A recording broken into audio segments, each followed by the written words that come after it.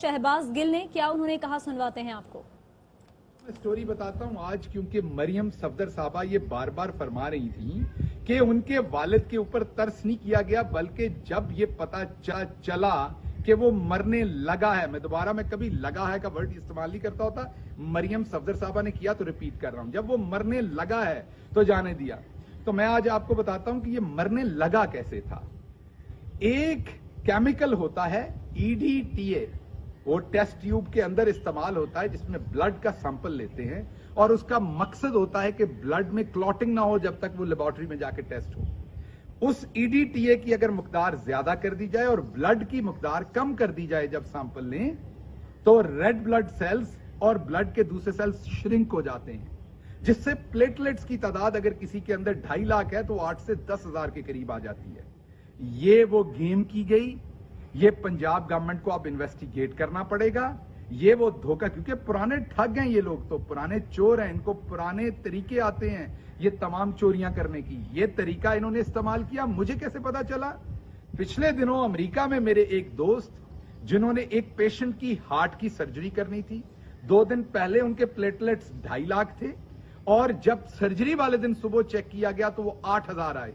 जब उन्होंने further investigate किया तो पता चला अगर EDTA की तादाद बढ़ जाए और ब्लड की उनको पता था इस बात का पहले से, तो उन्होंने अपने स्टाफ को कहा कि आपने टेस्टिंग में ये गलती की, दोबारा टेस्ट कीजिए। दोबारा किया तो दोबारा से 2.5 लाख थे।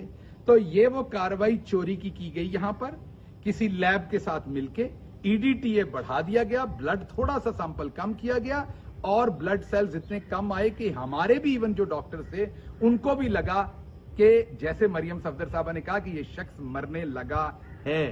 तो जब यही रिपोर्ट प्राइम मिनिस्टर के पास आई, तो क्योंकि प्राइम मिनिस्टर आपकी तरह के अपने मुखालफों के मुंह में गोलियां मारने वाले भी नहीं है, अपने मुखालफों के साथ को इबरतनाक जो है सजाएं दिलवाने वाले भी नहीं है। आप तो जरदारी साहब की जुबान कटवाने तक चले गए थे। हमारे यहां ये नहीं होता। हमारा प्राइम मिनिस्टर इंसानियत पे बिलीव करता, वो एक ह्यूमनिस्ट हैं, वो एक फिलैंथ्रोपिस्ट हैं।